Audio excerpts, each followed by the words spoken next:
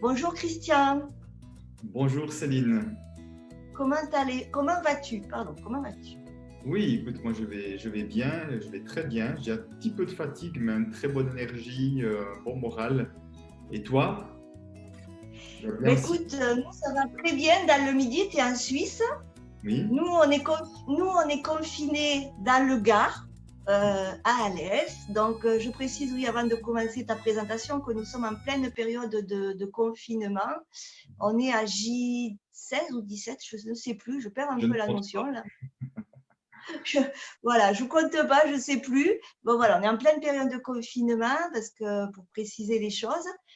Alors, je vais te présenter parce que peut-être il y a des gens qui vont te découvrir, comme moi, j'ai pu te découvrir à l'époque. Donc, tu es Christian Junot. Tu étais un ancien banquier suisse et tu es maintenant, tu as osé créer ton Oui, c'est possible, c'est-à-dire que tu as créé ta société, si j'y conseille. Tu as vu avec l'accent qui va avec. Et tu es un expert de la relation à l'argent en francophonie, où tu interviens sous différentes formes. Tu es aussi un auteur de 3 livres, Ce que l'argent dit de vous, aux éditions Erol. Enfin, Libre d'être soi-même, aux éditions Jouvence, tu as coécrit avec Evelyne Faniel. Le défi des 100 jours pour libérer son rapport à l'argent et vivre son abondance, que j'ai fait. Et je peux vous dire que celui-là, il dépote. Avec Tu nous Limassol, accompagnes. Oui, avec Lilou Massé, pardon, oui, oui. Et donc, tu nous accompagnes à nous interroger sur notre relation à l'argent, à réfléchir et à réfléchir sur notre vie. Et tu dis quelque chose qui m'a toujours, enfin, que j'ai relevé. Tu dis que ce qui va changer dans notre société, c'est au moment où chacun d'entre nous va pouvoir avoir une relation à l'argent beaucoup plus paisible, tranquille, parce que la façon dont notre société fonctionne est le fruit de certains liens, certaines blessures sur l'argent que nous avons. Et ça, je trouve ça super intéressant. Alors, peut-être juste, je précise, parce que ça peut surprendre hein, quand on entend ça. Et pourquoi je pense qu'au moment où nous aurons pacifié notre relation à l'argent, notre société aura énormément changé. C'est parce que pacifier sa relation à l'argent, même on y reviendra, mais c'est avant tout faire un travail de pacification intérieure. Et qu'au fond, nous changeons beaucoup à l'intérieur pour avoir un meilleur rapport à l'argent. Et ce changement intérieur fait que nous nous verrons autrement, nous serons plus dans la collaboration, la coopération que la compétition. Et on y est en plein là-dedans, en fait. C'est ce qui nous est peut-être demandé aussi en ce moment. Alors, qu'est-ce qui s'est passé? C'est quoi ton oui, c'est possible de banquier suisse à maintenant expert à la relation à l'argent? Qu'est-ce qui s'est passé dans ta vie pour basculer tout d'un coup? Comment ça te plaisait plus la banque? Alors oui, ça fait longtemps que ça ne me plaisait plus déjà. Si tu veux, je pense que d'un point de vue, je dirais, d'un certain point de vue, mon passage à la banque était comme une erreur. Et je dis bien d'un certain point de vue, mais au fond, je ne trouvais pas de place ailleurs. Donc je dis, ben, puisqu'en sortant de l'université, je dis, ben, allons voir à la banque. Et eux m'ont bien voulu.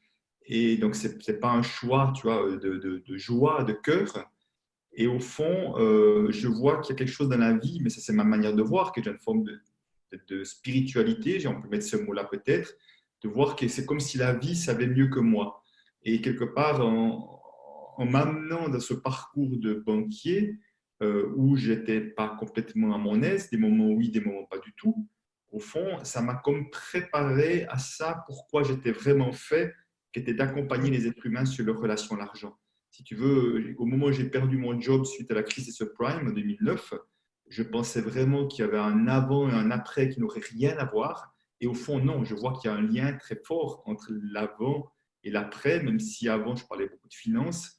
Mais au fond, la banque, moi, comme j'étais conseiller en placement financier, ce que j'aimais par-dessus tout, c'était des relations de qualité avec mes clients. Et j'avais des relations de qualité différentes de mes collègues. J'avais vraiment créé quelque chose de la confiance, de la complicité, que souvent on me disait, mais vous n'êtes pas un banquier comme les autres, ce qui était un immense compliment pour moi, perçu comme ça. Et au fond, et ce qui était vrai d'ailleurs en partie, puisque au moment où j'ai perdu mon job, ça fait déjà 9 ans que je faisais du développement personnel, ce qui était tout à fait inhabituel parmi mes collègues et tout ça. Donc en fait, j'avais déjà, au départ, j'ai fait ça pour moi, mais au fond, je préparais déjà le terrain à autre chose qui était ma passion, soit la relation humaine, plus que la relation aux finances dans le sens des placements. Et en fait, le moment où tu t'es dit, là, maintenant, il faut que je change, et le moment où tu as changé, il s'est passé longtemps ou ça a été rapide ou ça, comment ça s'est passé? Non, non, c'était assez long parce que je me souviens qu'en 2004, donc j'ai perdu mon job en 2009. Je me souviens qu'en 2004, j'en avais déjà ras-le-bol par moment, peut-être même avant d'ailleurs, je ne sais plus exactement, mais j'ai souvenir d'un moment précis en 2004. Et au fond, si tu veux, à l'époque, j'avais vraiment trop de peur avec l'argent. J'avais pourtant d'excellents revenus et pourtant j'avais beaucoup de peur de manquer principalement, qui fait que comment dire ça? Avec ma petite voix, mon mental, j'essayais de me convaincre que c'était pas si mal comme poste, puis que je me plaisais bien, puis que j'aimais bien mes clients, parce que ça me faisait tellement peur de changer. Et si tu veux, parce que je n'étais pas du tout en paix avec l'argent, donc je m'accrochais à mes revenus confortables pour ne pas changer. De la peur du changement, c'est quelque chose de bien connu. Et en 2007 ou 2006, j'ai fait un premier changement, j'ai complètement changé de métier dans la banque. J'ai fait un peu de coaching, j'ai commencé à faire un peu de coaching, j'ai commencé à faire des choses, il y avait un peu plus de place pour l'humain encore. Et surtout, ça m'a permis de voir que je savais vraiment faire autre chose que ça.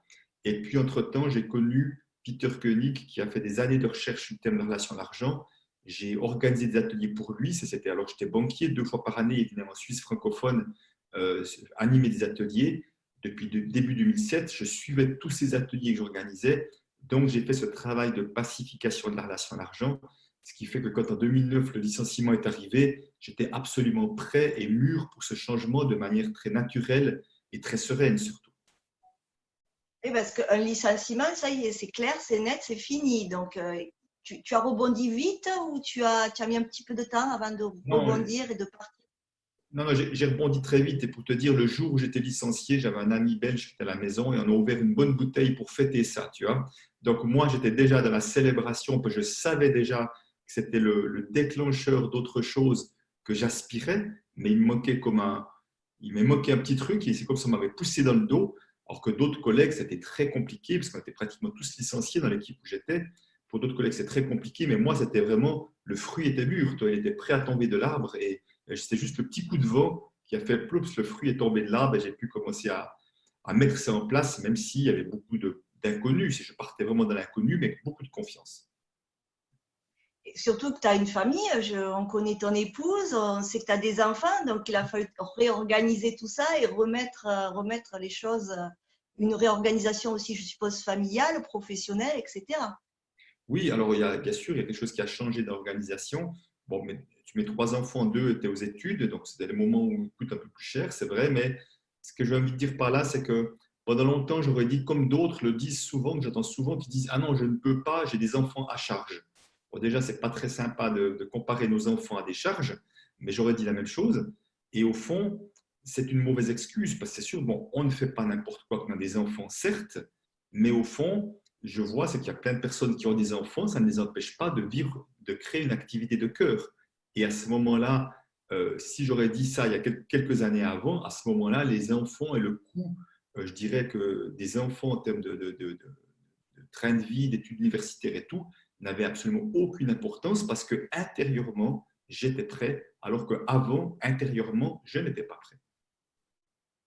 Il suffit d'avoir ce fameux déclic dont on parle et c'est vrai que ce déclic, il peut arriver très très vite et se transformer très vite ou mettre un peu plus de temps. Toi, ça a été rapide après. Du moment où tu as quitté la banque, tu as pu de suite t'expanser, j'ose dire. Alors oui, mais même temps, les 2, 3 premières années, ça n'a pas été des années extraordinaires. Hein. J'ai pas eu un business très florissant. Bon, au début, que je me suis mis à mon compte, c'est comme savoir, c'est que je ne pensais pas animer sur la relation à l'argent. J'étais un spécialiste de la communication non violente. Je me suis formé au coaching, aux approches systémiques. Je pensais aller dans les entreprises, faire du leadership, du management. Donc, ce n'était pas prévu que je fasse la relation à l'argent. Mais D'accord. c'est assez vite arrivé parce que Peter Koenig, après avoir suivi tellement de formations avec lui, m'a dit, c'est bon, tu vas faire ça à ma place maintenant. Et il m'a comme aussi, lui aussi, poussé dans le dos, tu vois, comme la banque. Et quelque part, voilà, je l'ai fait et j'ai vu que j'aimais ça. Puis j'ai commencé à intégrer ça parmi mes activités. Et au bout de 3 ans, peut-être 4 ans, ça s'est imposé à moi que c'était vraiment l'activité numéro une que j'avais à développer et laisser les autres de côté. Ce que j'ai fait et ce qui s'est comme imposé à moi comme étant ma singularité, c'était vraiment sur ce thème-là. Ah oui, c'est ta singularité et tu le fais très très bien d'ailleurs, avec beaucoup d'amour d'ailleurs. Quand on t'écoute parler, mais sur des interviews, c'est juste parfait, quoi. Presque on a envie, ouais, allez de suite, hein, on le fait parce que on voit que, ben, moi la première et on est tous beaucoup, enfin on est beaucoup, quoi. C'est notre relation à l'argent nous freine beaucoup, beaucoup. Oui, oui, oui, absolument. C'est très, il y a énormément de personnes qui malheureusement n'aiment plus leur activité professionnelle, mais ils restent pour de mauvaises raisons, comme moi je l'ai fait pendant si longtemps. Donc, je ne juge personne, je le comprends tellement. Et oui, bien Et sûr. au fond, souvent c'est ça, c'est que ça, il y a un travail à faire en lien avec les peurs, avec l'argent, mais qui passe souvent par un travail d'estime de soi, de plus d'amour de soi, qui passe par un travail d'aller voir qu'est-ce qui me manque pour trouver ce courage en moi. Et voilà, donc c'est vraiment encore une fois une préparation intérieure, ce qui ne veut pas dire qu'on n'a pas à apprendre des choses à l'extérieur, peut-être un nouveau métier, oui, apprendre, mais souvent avec aussi quelque chose à faire à l'intérieur. Et c'est vrai parce que sur une expérience personnelle, il n'y a pas si longtemps que ça, ben justement, une dame que je connais qui me disait, ouais, j'en ai marre, j'ai envie de changer, etc. Et je lui dis, ben oui, mais oui, vas-y, quoi, fais-le. Ah ouais, mais j'ai peur, j'ai peur. Attends, il faut payer les factures. C'est souvent ça. En Ouais. fait, c'est ce que j'entends. Et à l'époque, quand j'avais fait le défi avec ton défi avec et celui de Lilou sur les 5 jours, quand je commençais à parler d'abondance et tout, on me prenait pour parce que j'ai découvert ce que c'était l'abondance quand même, hein, dans le défi. Pour moi, c'était voilà. Et on me disait, mais attends, oh, tu vas payer tes factures, il faut bien que tu payes les factures, c'est bien beau ton truc là, mais les gens ont du mal à comprendre que ben, l'abondance, c'est pas que l'argent, ben, bien sûr qu'il en faut, mais il y a autre chose aussi. Et Et c'est compliqué bien ça, je sûr. trouve. Et tu vois, dans cette notion il faut payer ses factures, c'est comme si j'étais à plat ventre et que j'avais le nez dans l'herbe ou dans la terre. Quelque part, toi, je suis vraiment à un niveau rase-motte parce qu'au fond, si je prends un peu de hauteur et que je me pose la question, Ouais. de dire, mais est-ce qu'au fond, ma venue sur Terre, est-ce que je suis né pour payer des factures ou est-ce que je suis né pour amener quelque chose de singulier, de spécifique, de contribuer à quelque chose de positif dans notre société? Quand on se pose la question, je crois qu'on a vite compris, si on était juste né pour payer des factures, alors autant ne pas naître du tout, quoi, hein. Tu vois, à un moment donné, mais non, mais c'est vrai, ça n'a pas de sens, ça n'a pas de raison. C'est ça. Donc, c'est pour ça que c'est une manière trop rasemote de voir la vie. La vie, on doit la voir avec quelque chose de beaucoup plus de l'ordre de l'expansion, qu'on est là pour s'éclater, pour jouer, pour expérimenter, pour faire des choses, pour tenter. Enfin, ça marche pas, on essaye autre chose, mais vraiment d'aller chercher le diamant intérieur au fond de soi et de l'exprimer à l'extérieur. C'est tout à fait. Ouais. Et est-ce que tu as eu la trouille, toi, quand tu es passé de l'autre côté dans une autre activité? Est-ce que tu as eu peur ou pour toi, c'était juste, c'était limpide, quoi. Voilà. C'était, Oui, de donc, toute manière, c'était ça. pour moi, c'était d'une grande limpidité, j'étais d'une grande sérénité. Alors, mon épouse avait des peurs qui ont été réveillées, des grandes peurs, mais à un moment donné, je dis ça, je ne pourrais pas prendre en charge tes peurs. Moi, je sais ce que je fais, et même si tu as peur, je le ferai quand même, parce que j'avais décidé que c'était fini de me sacrifier, parce que c'était de moi à moi, hein, elle n'avait rien à voir là-dedans. Cette fois, je faisais Oui, vraiment, oui. c'était juste pour moi. Et elle a eu l'honnêteté, la grande honnêteté de dire, OK, je vais m'occuper de mes peurs, et pour pas te les charger dessus. Donc, c'était très chouette. Donc, et aujourd'hui, elle a encore vaincu ses peurs. Elle est aussi indépendante, mais ça a été compliqué pour elle aussi de faire ce pas. Donc, voilà. Donc, non, pour moi, c'était très limpide, c'était très facile. Encore une fois, le fruit était vraiment mûr. Et d'ailleurs, vous collaborez tous les deux de temps en temps. On vous voit travailler ensemble, on vous voit faire des lives ensemble. Oui, oui, ça Vous arrive. faites des ateliers, vous animez des ateliers ensemble aussi. Alors, ça arrive, une petite partie, nous animons ensemble des choses aussi. Mais de toute façon, nous avons des métiers qui sont, des activités qui sont très proches. Donc, on s'entraide beaucoup, on collabore beaucoup et c'est très joyeux. Ah oui, vous êtes un beau couple. Vous êtes un Oui. très, très beau couple. Et tu as eu, toi, eu des collègues banquiers, tu as été critiqué, tu as entendu ce genre de choses où on t'a dit, mais ne fais pas ça, mais pourquoi tu fais ça, mais reste à la banque, ou c'est un peu n'importe quoi ce que tu fais. Alors, je dirais que j'ai eu relativement peu, j'ai assez vite quitté ce milieu, j'ai eu relativement peu de contacts. Mais je dirais que globalement, non, les gens qui m'appréciaient étaient plutôt admiratifs. trouvaient que c'était génial. Donc, étaient plutôt à encourager, en tout cas à observer avec attention ce que je faisais, parce qu'au fond, voilà, il m'appréciait pour qui j'étais. Bon, peut-être qu'il y a eu quelques envieux, certainement, mais au-delà de ça, non, globalement, j'ai vraiment eu des encouragements et des gens qui, encore des fois, qui m'écrivent ou que je croise et disent ah, c'est super, je suis ce que tu fais, c'est génial, donc je suis content pour toi. Donc voilà, donc ça, c'était plutôt chouette. Au fond, si tu veux, moi, j'ai cessé d'un peu d'aller les voir, certains, parce qu'au fond, quand j'écoutais leurs discussions, il y avait une partie de moi qui avait envie de les secouer, puis qui leur disait, mais vous attendez quoi pour vous réveiller? Et au fond, je me dis, mais qui suis-je pour faire ça? Moi-même, j'étais exactement comme eux. Il y a un moment donné, peut-être qu'ils devront souffrir un peu plus pour se réveiller, peut-être qu'ils devront passer parfois par un burn-out ou autre chose, ou peut-être qu'ils ne se réveilleront pas, enfin, je dis ça sans méchanceté, sans jugement, mais qui passeront d'une vie qui n'est peut-être pas vraiment celle auquel ils auraient vraiment rêvé.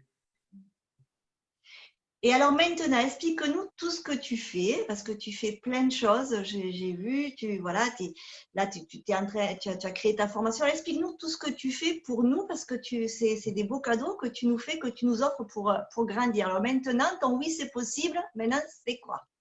Alors, si tu veux, donc, moi, la relation à l'argent, c'est mon thème phare, c'est sûr. Au fond, nous avons tous, sans exception, une relation à l'argent.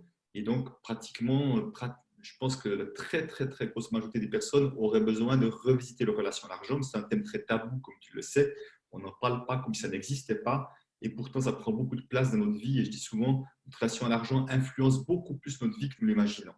Donc, à partir du moment où ça touche à peu près tout le monde, si tu veux, j'ai mis en place une série de formations, de stages différents pour essayer de toucher un maximum de monde. Mais là où j'en suis aujourd'hui, puisque maintenant ça fait 10e année que j'ai commencé à animer ça, même si c'était sur la pointe des pieds au début, euh, au fond, ma mission à moi, c'est d'impacter la société le plus possible au niveau de la relation à l'argent, transformer la relation à l'argent pour créer une société qui soit différente, plus joyeuse, plus de collaboration. Et ce que je me suis rendu compte, c'est que de moi à moi tout seul, c'est compliqué parce que je trouve des stratégies qui me permettent de toucher toujours plus de monde, comme le défi des 100 jours avec Lilou, par exemple. Mais j'ai aussi créé une formation sur Internet, ça permet d'avoir plus de monde à la fois. Et au fond, je vois que c'est encore pas suffisant. Donc là, je parle vraiment de mon actualité du moment. Donc à ce moment, je dis pour accélérer encore les choses, j'ai décidé que je crée une formation, un parcours pour accompagner 8 personnes qui vont, eux, devenir spécialistes de la relation à l'argent. Donc ça fera ça une fois par année pour qu'il y ait d'autres, pour démultiplier ça. Et puis, j'ai commencé à écrire également un spectacle qui va mélanger l'humour et les enseignements sur la relation à l'argent, mais qui sera joué par d'autres personnes, par plusieurs autres personnes dans différents lieux géographiques, pour, encore une fois, démocratiser ce thème. Donc, tu vois, je trouve des stratégies. Et aujourd'hui, moi, dans ma manière d'accompagner, donc j'ai la formation sur Internet, qui est vraiment un des gros morceaux que j'ai, formation qui s'appelle Amis avec l'argent, donc je le fais plus ou moins tous les 6 mois à peu près. Donc la prochaine, c'est à mi-avril cette année, 2020. Et puis, autrement, j'ai des ateliers pour les particuliers que je fais en grand groupe. J'en fais un par trimestre, à peu près dans différents lieux de francophonie européenne, ou voire au Québec. Et puis, autrement, j'ai des ateliers un peu plus pointus qui s'appellent l'argent dans les métiers d'accompagnement pour des groupes de coachs et thérapeutes. Il y a 10 personnes maximum, ou l'argent dans mon projet professionnel pour des entrepreneurs, des chefs de PME, TPE ou des gens qui ont envie de se lancer dans un projet professionnel et qui se rendent compte que l'argent est un frein. Et à part ça, si tu veux, on me demande dans toutes sortes de lieux qui sont des endroits comme le centre des jeunes dirigeants, par exemple, où on a affaire des associations professionnelles. J'interviens dans différents groupes. Je suis même intervenu, j'interviens encore pour des gagnants de l'euro-million, par exemple. Donc, Ah ouais. oui, oui.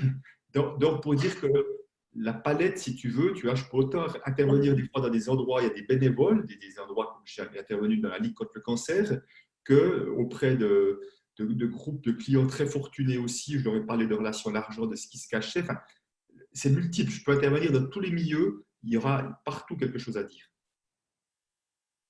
Bravo, Et je fais bravo, beaucoup de bravo. conférences. Je fais beaucoup de conférences aussi, que ce soit sur Internet, mais aussi là où on me demande de venir. Voilà, je fais des conférences parce que c'est important. Il faudra que tu viennes dans le midi, tu seras le bienvenu.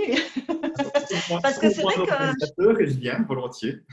ah ben allez, allez, allez. Tu connais un petit peu le midi de la France ou pas du tout? Alors, je connais des endroits. Ben, je suis déjà venu à Montpellier avec Lilou aussi. Oui, ah, oui, oui, c'est vrai. Vous étiez à Montpellier. Vous avez été, Je suis souvent venu à c'est un petit- Aix-en-Provence, mais c'est peut-être plus le midi Aix-en-Provence. C'est déjà, je ne sais pas si c'est le midi ou pas, mais j'y suis souvent Oh, venu. si, c'est le midi. C'est le midi. Le département du Gard, ben, c'est un sandwich entre les deux, tu vois. D'un côté, il y a la montagne, les Oui, Cévennes. De oui, l'autre côté, tu as la mer. d'accord. On est un sandwich entre les deux. Voilà, et c'est pour ça que nous avons des épisodes cévenols de temps en temps, parce que ben, ça se coince sur la montagne, et puis voilà, on a la pluie des fois assez forte. Et alors, on va parler un petit peu de la situation actuelle, et c'est vrai qu'on entend aussi le mot argent, on entend le mot économie, on entend plein de choses. Là, il y a plein de peurs on entend, là, on commence à entendre les peurs sur l'argent, sur l'économie, les entreprises, comment ça va se passer, etc. Et je voulais ton avis d'expert sur tout ça, et puis peut-être nous conseiller quelques petits trucs, voilà, nous ouvrir, à nous faire réfléchir. Qu'est-ce que Alors, tu pourrais nous dire? si tu veux, la singularité, là on est le 3 avril, le moment où on tourne cette vidéo, la singularité de cette période-là, qui pour moi est unique, c'est que nous sommes dans une période d'incertitude complète. C'est-à-dire que je crois jamais, en tout cas, à part des gens qui auraient fait la Deuxième Guerre mondiale, il n'y en a plus beaucoup qui sont vivants aujourd'hui, mais jamais nous n'avons vécu une période où nous n'avons aucune idée à quoi va ressembler notre vie, la société, l'économie dans 1 mois, 3 mois, 6 mois, 12 mois. On n'a aucune idée parce qu'on se rend compte qu'on vit un chamboulement énorme. On voit qu'il y a quelque chose qui n'est jamais arrivé, c'est que tout s'arrête, pratiquement, presque tout s'arrête, pas tout, mais une bonne partie des choses s'arrêtent. Et au fond, on ne sait pas quand ça va reprendre et comment ça va reprendre et le temps qu'il faudra pour. Et si le après sera juste une forme de copier-coller du avant, ça sera très différent. Tout est possible. Donc, cette incertitude-là, nous n'avons pas l'habitude. Et pourtant, la vie, par définition, c'est de l'incertitude. Puisque quelqu'un disait avec raison, la naissance est une maladie mortelle. J'aime beaucoup cette expression-là. Ouais, Dès la naissance, on sait qu'un jour on va mourir, mais on ne sait pas quand. Et au moment où je te parle, ou ceux qui écoutent, on sait toujours qu'on va mourir, mais on ne sait pas quand. Donc, vous voyez, une superbe incertitude quand même. Donc, la vie a toujours été de l'incertitude, mais au fond, on l'avait oublié. On veut mettre du contrôle, on planifie, on a une routine, tu vois, comme c'était sur un rail, comme c'est une ligne droite. Et au fond, ce n'est pas la réalité, puisqu'à tout moment, n'importe qui peut tomber malade, peut avoir un divorce ou un décès dans sa famille, enfin, qu'il peut y avoir ou un licenciement comme j'ai vécu, puis il y a quelque chose qui est chamboulé. À tout moment, ça peut arriver. Et là, tout à coup, ce n'est pas juste une personne ou l'autre à gauche, à droite, c'est comme s'il arrivait à tout le monde en même temps. Et au fond, notre capacité à accueillir l'incertitude, pour moi, c'est nécessaire et essentiel pour pouvoir rebondir. Et puis, si la ligne est comme ça, ben, on va prendre un aiguillage, on prend le train et on va partir de cette direction-là parce qu'on se rend compte que c'est plus le moment de continuer le même chemin tout droit. Et ça va être compliqué je trouve cette période nous permet, comme pour chacun, de tester quelles sont nos fondations intérieures. Les fondations intérieures, c'est vraiment sur quoi je me suis construit. Tu as une maison, on l'a construit sur des fondations, et les fondations, le terrain doivent être solides pour que la maison soit solide. Alors, si je parle de nous, nous nous construisons également sur nos fondations. Et nos fondations, c'est quoi? C'est avant tout de l'estime de soi, c'est de la confiance en soi, de notre capacité à faire face aux événements de la vie, c'est de l'amour pour soi, d'un regard bienveillant avec soi-même. Après, il y aura la qualité des relations et tout ça. Et plus tout ça est présent, plus on va pouvoir créer de grandes choses dans notre vie, alors que si ce n'est pas du tout construit, on va voir petit parce qu'on ne pense pas qu'on est capable de plus. Et plus donc nos fondations intérieures sont solides, plus nous pouvons vivre cette période sereinement parce qu'au fond, moi, au moment où on parle, j'ai toutes mes activités qui sont annulées les unes après les autres. Je n'ai pas pratiquement pas de revenus à part ma formation sur Internet pendant des mois. Je pense que presque rien jusqu'au mois de septembre. Et au fond, je reste serein. Je suis tranquille de ma capacité à rebondir, à être créatif, à trouver d'autres manières de faire. Voilà. Si nécessaire, je retrouverai un métier. Voilà. Je n'en suis pas là, mais je sais que je trouverai des oui, solutions. Donc, mais, ça me permet de rester serein. Mais au fond, ceux qui se sont construits sur des choses extérieures, par exemple l'argent, moi, pendant très longtemps, je me suis appuyé sur l'argent parce que j'étais tellement insécure intérieurement que l'argent représentait ma sécurité, comme beaucoup de personnes dans la société. Autrement dit, j'essayais d'économiser, de faire de l'épargne parce que l'épargne était censée compenser mon insécurité intérieure puisque j'avais plaqué la sécurité sur l'argent. Argent était égal à sécurité pour moi. Et encore une fois, pour certains, c'est argent et liberté, par exemple. Et au fond, quand on plaque là-dessus, donc on fait dépendre son bien-être relatif à son niveau d'économie, d'épargne en quelque sorte. Donc tu vois, on s'appuie sur quelque chose d'extérieur. Et quand tout à coup notre épargne diminue, tout à coup notre épargne commence à disparaître, on devient tout mal parce que l'argent c'est comme une béquille sur laquelle on vient s'appuyer, qu'on n'arrive pas à marcher sans la béquille. Et au moment où la béquille casse, tu vois, ou est brûlante, tout à coup, ben, on n'est pas bien. La béquille, souvent, elle s'appelle argent, elle peut s'appeler travail, surtout quand on est dans fonctionnaire ou dans des grosses entreprises qu'on croit qu'on a un travail qui est solide, ou ça peut s'appeler des fois le partenaire de vie. Et tout à coup, si la béquille n'est plus là ou les béquilles sont plus là, et bien là, on se trouve nu parce qu'on n'est pas très bien construit intérieurement. Donc, c'est ça que c'est en train de révéler aujourd'hui, je trouve beaucoup, c'est notre capacité à rester dans la confiance, capacité à se réinventer, capacité d'être créatif. Mais pour ça, ça demande une bonne confiance en soi et de ne pas être complètement angoissé par ce qui se passe. Mais merci, merci de ces précieux conseils parce que c'est vrai que ça commence maintenant à monter. Les questions commencent à se monter. Ça va être la catastrophe, enfin, la France, toi tu es en Suisse, mais je suppose qu'il doit y avoir des discours. La France, ça y est, elle est foutue. Voilà, on entend des discours comme ça. On commence à entendre des discours comme ça. Et tu vois, et moi je pense que quand on dit la France est foutue, j'ai envie de dire, mais elle était déjà foutue avant. C'est-à-dire que notre société, elle était déjà foutue de cette manière parce qu'on marchait sur la tête. Parce qu'on était une société où il devait y avoir de la croissance pour qu'on réussisse à garder la tête au-dessus de l'eau. Et on sait bien que la croissance infinie, ça n'a pas de sens aujourd'hui par rapport aux matières premières, par rapport à plein de choses comme ça. Au fond, on le savait tous très bien. Donc, si tu veux, tu vois, quand sociétalement, ça passe par les individus, par les dirigeants et tout ça, on n'arrive pas à se réveiller, la vie va nous amener des choses pour nous réveiller. Alors là, c'est au niveau collectif, au niveau individuel, c'est la même chose. Quand on s'endort, la vie va nous secouer d'une manière ou d'une autre. Et pour moi, c'est la même chose. Donc, c'est sûr qu'il y aura peut-être du chaos et ça sera peut-être pire, possiblement. Mais peut-être aussi que c'est parce qu'il y aura du chaos qu'on va recréer autre chose, qu'on va nous être plus créatifs, qu'on va revisiter la solidarité. Je le souhaite, j'ai aucune certitude, mais je le souhaite et une partie de moi, en tout cas, y croit. Et puis aussi qu'on va peut-être consommer autrement aussi, parce que c'est un de tes défis sur le défi des 100 jours, consommer autrement, de proximité, etc. Bon, ça, c'est mon leitmotiv, hein, ça fait très longtemps que je le dis, mais c'est vrai, consommer autrement. Et d'ailleurs, je discutais avec mon mari, pas plus tard que ce matin, et j'aimerais bien avoir ton avis. Tu vois, et je suis sûre que je ne suis pas la seule à me la poser, Amazon, pour ne pas le nommer. Voilà, ça arrive que je fasse comme tout le monde. Et là, je me dis, comment tu pourrais faire autrement? Ou comment tu pourrais, parce qu'on sait très bien que ça ne va pas faire chercher le commerce de proximité. Et moi, je dis toujours, il faut aller vers les petits producteurs, vers les artisans et tout ça. Et en même temps, voilà, je t'en parle parce que c'est vrai que je pense que je ne suis pas la seule à le penser. C'est vrai que sur Amazon, par exemple, quand j'ai débuté les Oui, c'est possible, ben, j'ai acheté mon trépied pour mon portable, il m'a coûté moins cher. Oui, c'est vrai, je l'avoue, et c'est OK, voilà, tu vois. Et c'est vrai que là, je me pose des questions. Parce que d'un côté, je me dis, ben OK, oui, je suis la première à aller chez les producteurs locaux, essayer de faire le maximum d'eux.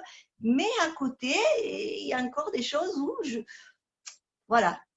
Donc, voilà, juste une réflexion, et si tu veux répondre, parce que je suis sûre que je ne suis pas la seule à me la poser, cette question. Bien sûr. Et si tu veux, au fond, ce que je vois, c'est que c'est pas simple d'être cohérent. C'est pas simple du tout.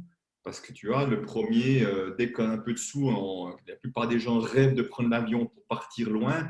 Et au fond, une partie de nous sait que si on fait tous la même chose, c'est pas top non plus. Donc, si tu veux, c'est quoi pour moi? Pour moi, ce qui permettra vraiment de changer la situation, c'est si on a la capacité d'avoir et la caméra tournée sur nous, sur ce qui est bon pour nous, et la caméra tournée sur l'extérieur, ce qui est bon sur l'extérieur. Tu vois, mettre du et, pas du ou. Parce que si je dois choisir, je fais juste ce qui est bon pour moi au détriment de la société, on est foutu. Mais au fond, c'est pas juste non plus de faire juste ce qui est bon pour la société et puis que je me sacrifie, et puis que je suis malheureux, c'est pas bon pour la société non plus. Donc, comment je peux mettre du et? Et au fond, si tu prends l'exemple d'Amazon, alors en temps normal, on peut aller dans une librairie, commander un livre, même si ça prendra quelques jours de plus. Donc, on favorise le commerce local. Aujourd'hui, c'est une grande librairie qui permet aussi de commander des livres et qui nous les envoie. Ça reste au moins au niveau du pays plutôt que Amazon. Parce qu'au fond, qu'est-ce qui se passe? L'argent est un bulletin de vote. On l'oublie trop souvent. C'est-à-dire que chaque fois que je dépense de l'argent, je vote pour. Je suis en train d'influencer la société de demain. C'est-à-dire que si je prends un exemple, si que j'achète chez Amazon, quelque part, je suis en train de dire à ma manière, je vous encourage de continuer de la même manière, c'est-à-dire y compris potentiellement maltraiter vos collaborateurs, parce que c'est des fois ce qu'on voit, je ne connais pas exactement la réalité, mais si j'achète des produits, je pense à une autre grande multinationale alimentaire dans une Suisse, je n'ai pas envie d'acheter leurs produits parce qu'au fond, je n'ai pas envie d'encourager leur politique qui ne me convient pas. Donc, si chaque fois que j'achète leurs produits, quelque part, je suis en train de leur donner du pouvoir. Mais de la même manière, quand j'achète quelque chose d'un producteur local, du bio, je suis en train d'encourager et leur donner la possibilité de continuer à faire ce qu'ils font, puisque à travers mon argent, je vous donne la possibilité de continuer. C'est comme si, à travers mon argent, c'est de l'énergie que je leur donne pour continuer. Même les, tu vois, c'est la même chose avec les restaurants. Quoi. Celui qui fait un restaurant de je donne une petite anecdote. Le jour avant qu'on a appris que les restaurants allaient fermer, c'était le dernier soir. Alors on s'est dit, avec mon épouse, se dit, bon, on pourrait se dire, c'est le moment d'économiser parce qu'on ne sait pas ce qui va nous arriver. J'ai dit, mais moi, j'ai une autre version des choses, parce que je suis quelqu'un de confiant. Moi, j'ai envie qu'on aille dans un restaurant qu'on apprécie, parce que ces gens-là, ça ne va pas être facile pour eux, et qu'au fond, pendant un certain nombre de temps, ils n'auront plus de revenus, ça va être compliqué, ils ont des stocks, des machins, des trucs, et j'ai envie de montrer ma solidarité. Et on allait ce soir-là, m'a dit, mais ça sera bourré de monde, maintenant il n'y a presque personne. Et on allait vers le restaurateur, on dit, tu sauras, on vient parce qu'on veut être solidaire avec toi, on veut te montrer qu'on apprécie ce que tu fais, et on vient dépenser de l'argent vers toi. Tu vois, à un moment donné, c'est une manière d'encourager les gens à continuer ce qu'ils font si on trouve que ce qu'ils font est bien et contribue à quelque chose de positif. Et c'est là où l'argent est quelque chose de puissant, puisque chaque fois que je l'utilise d'une manière ou d'une autre, ça donne une couleur différente à la société que nous construisons demain. Ben écoute, je crois que ce sera le mot de la fin, Christian, parce que c'était voilà, c'était juste parfait. Et puis, on va le mettre rapidement sur YouTube. Je vais m'en charger. Puis, par contre, ben écoute, moi, je te remercie vraiment, vraiment. C'était un honneur. Je suis très, très honorée et que tu aies répondu à l'interview favorablement. Je me suis régalée, encore une fois. C'est vraiment du plaisir.